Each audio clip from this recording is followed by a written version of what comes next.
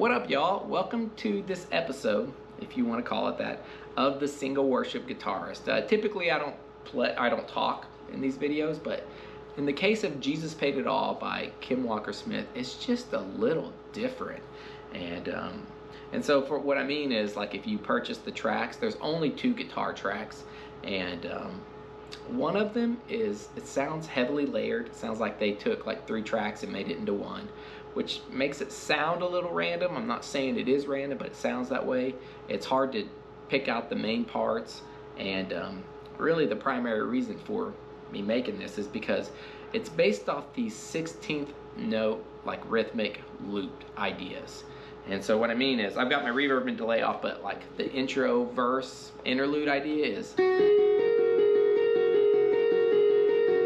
just over and over again, and it's pretty tricky to play. It is for me anyways. So I want to offer you a few tips. And so first off, since it doesn't stop, I'm gonna say maybe practice pause, like giving yourself a break from that 16th note rhythm sometimes.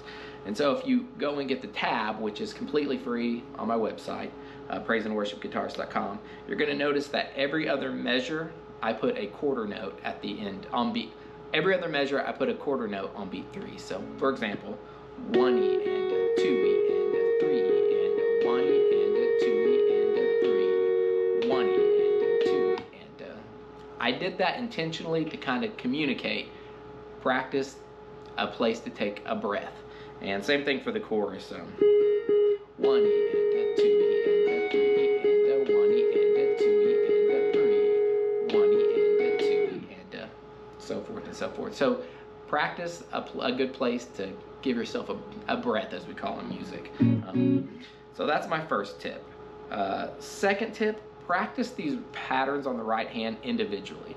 And so for the intro verse, that idea, here's the idea. It's first string, third string, first string, second string. That's it, just looped. First, third, first, second, first, third, first, second. And then the chorus idea is third, second, third, first. That's it, over and over. Third, second, third, first, third, second, third, first. I'll tell you what kind of helps me on those 2 ideas is realizing that the intro verse interlude idea starts with the first string, and that the chorus idea starts on the 3rd string. That helped me jump between the parts. There's also a 3rd idea on the tab, which is something like that. But practice those parts individually, and then you're going to want to practice going from one section to the next. So for example, this intro idea into the chorus is 1E, chorus, 2, 3, 1, 2, 3. You know what I'm saying? So practice going, from section to section. And then I'm going to throw this idea out there too.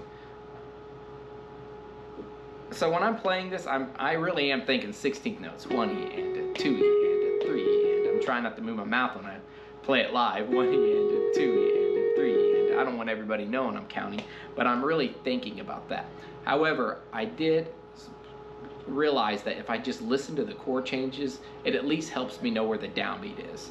And so that's my tip. My next tip is listen to the chord changes. Jesus paid it all. 2, 3. That helped me know where the downbeat is.